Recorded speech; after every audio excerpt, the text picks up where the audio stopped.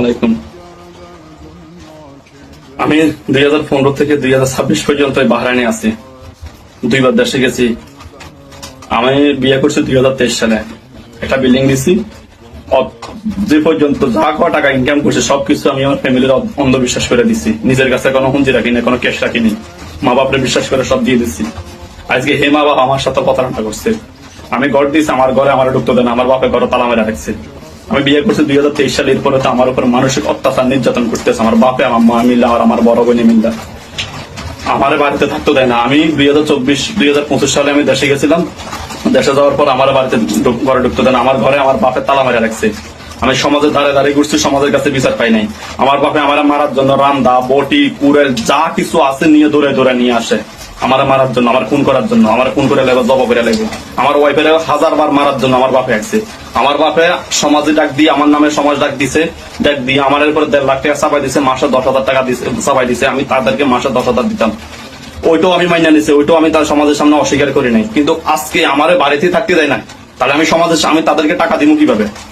আমার বাড়িতে থাকতে দেয় নাই। আমি 5 মাসের ছুটি যাইয়া 2 মাস আমি বাসা ভাড়া ছিলাম, আমার বাড়িতে থাকতে দেয় নাই। 3 মাস আমি বাড়িতে যুদ্ধ করেছিলাম, বাকি 2 মাস আমি বাইরে বাসা ভাড়া ছিলাম। আমি এত টাকা খরচ করে বিল্ডিং দিছি, আমার ঘরে আমার থাকতে দেয় নাই।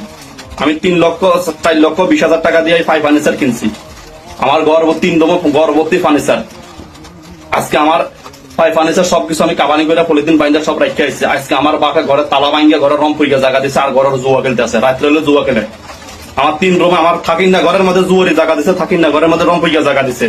রংপুরি দিনাজপুরি মানুষের কাছে ঘরেটা ভাড়া দিছে। আমি আমার সমাজের কাছেও বিচার পাই নাই। এই সমাজ আমার বিচার কইরা দেয় নাই। আমার বাপের বিচার এই সমাজে করতে পারবো না। এই সমাজে আমার বাপে বুড়াঙ্গল দেখাই দিছে যে আমার বাপের উপরে কথা বলি না, এই সমাজে কেউ নাই। আমার বাপের ব্যবহার আছে কুকুরের মতো, যেটা আমাদের ইসাপুরা গ্রামের প্রত্যেকটা মানুষের জানে আমার বাপের বাসা কেমন। আমি এত কষ্ট করে আমার ফ্যামিলির জন্য এত কিছু করছি, লাস্ট পর্যন্ত আমার ঘাট ধাক্কা দিয়েছে আমার বাপে, আমার মাই মিলে আমার ফ্যামিলির থেকে বাইরে করে দিচ্ছে। আর বাপ মা আমার 1 তিরস পানি আমার দেয় নেই। আমি এত বছর প্রবাস দিব না, আজকে আমি ফ্যামিলির কাছে অসহায় হয়ে গেছি। এখন আমি আজকে ছুটি কাটায় আসছি, আজকে 1 মাস হয়েছে, 1 মাস এখনো হয় নাই। আজকে আমার বাপ আমার ঘর দুয়ার লুটপাট করে নিয়ে যেতে আছে, আমার ভাই ফার্নিচার লুটপাট করে নিয়ে যেতে আছে, বিক্রি করে লেতে আছে, ঘর জুবরে জায়গা দিছে, রংপুরিয়া ভাড়া দিছে। কেন এই সমাজে কি বিচার নাই? রুলার বিচার করে এই সমাজে রুলামিনের বিচার করি না কেউ নাই? আল্লাহ আছে, আল্লাহ এর রুলার বিচার করবো। আমার উপরে অত্যাচার করছে, আল্লাহ আছে, আল্লাহ এর রুলার বিচার করবে। এই সমাজে আমার বিচার করে দিতে পারে নাই, রুলার বিচার সমাজ করতে পারে নাই। এই সমাজের যারা আমার বাপের বিচার করতে পারে না, আল্লাহ তাদের বিচার করবো।